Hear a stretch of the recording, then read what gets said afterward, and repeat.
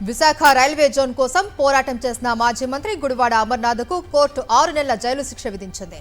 Railway zone కోసం 2016లో గుడివాడ అమర్నాథ్ ఆమరణ దీక్ష చేపట్టారు.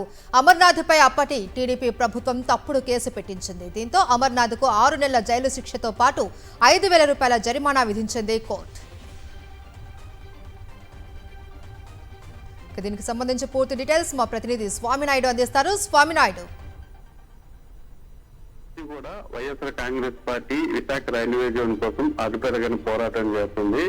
దీనిలో భాగంగానే అప్పటి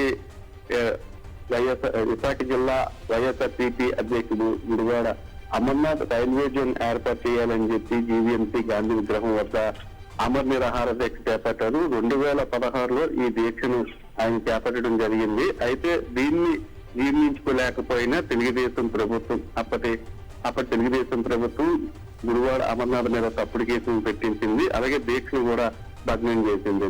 ఆయన మీద తప్పుడు కేసు పెట్టడంతో పాటు ఆ దీక్షను కూడా భగ్నం చేయడంతో పాటు అనేక విధాలుగా కూడా వేధించడం జరిగింది. అయితే తప్పుడు కేసు మీద ఈ రోజు తీర్పు వెలువరించిన additional chief judicial magistrate Varalakshmi 6 నెలల పాటు జైలు శిక్ష అలాగే 5,000 రూపాయల జరిమానాను కూడా విధించడం జరిగింది. అయితే స్వామినాయుడు, మీరేమన్నా గుడివాడ అమర్నాథ్ తో మాట్లాడారా? ఆయన ఏమంటున్నారు? జైలు శిక్ష పైన పైకోర్టుకి వెళ్లే ఉద్దేశం ఉందా? ఖచ్చితంగా తాము ప్రజల కోసం పోరాటం చేస్తున్నాము, ప్రజల కోసం ఎలాంటి శిక్ష అయినా అనుభవించడానికి మేము సిద్ధంగా ఉన్నాము.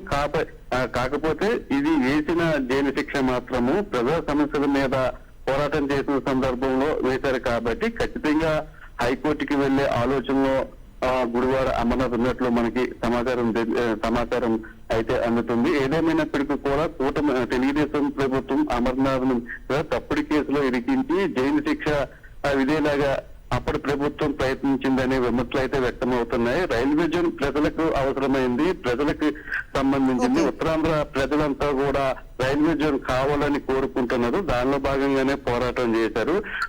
ప్రభుత్వం ఎన్ని తప్పుడు కేసులు పెట్టినా సరే తాను ఎలాంటి శిక్షకైనా సిద్ధంగా ఉన్నాననే విధంగా అమర్నాథ్ చెప్తున్నారు.